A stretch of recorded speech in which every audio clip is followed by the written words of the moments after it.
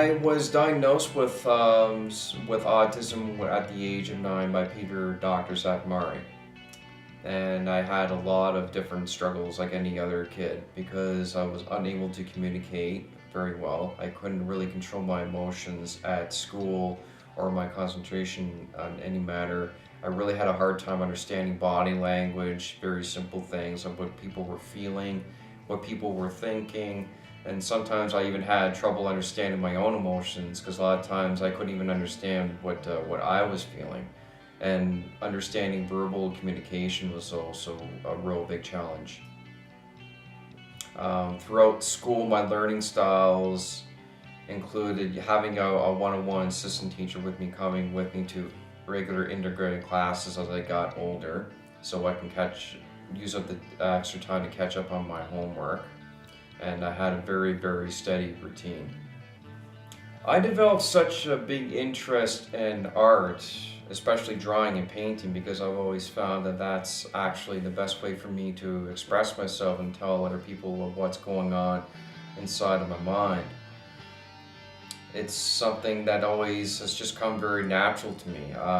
When I was a child growing up, my parents signed me up for different art classes at the Burlington Art Center. It was always considered one of my favorite subjects in school as well, and went straight into Sheridan College and got my diploma there, graduated in 2004. And then up to about 7 or 8 years ago, I have been working professionally as a caricature artist, working at different venues such as Canada's Wonderland, Toronto Busker Festival, corporate events, and birthday parties. And I've been doing that professionally for about 7 years now. I consider myself more as a visual thinker rather than verbal thinker because of the fact that I've always been in love with art so much. I've always loved drawing. I always found that that's how my brain is programmed, and even up until this day. Living with autism as an adult has its ups and downs. It has its positive traits, and sometimes it can be quite frustrating and challenging because there's still a lot of things that I still struggle with on an everyday-to-day basis. And I think it's just the fact that being able to come up with a way to being able to pay the rent on time, and being able to pay for the bills on your own, because obviously when you're living with your parents, you don't really have to be so concerned about that. But that's the trade-off. You do have more freedom, but at the same time, you have a lot more responsibility.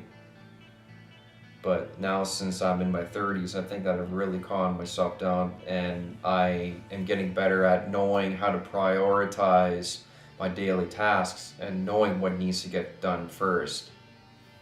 My brother Adam has been living with me in downtown Hamilton for about 1.5 years now.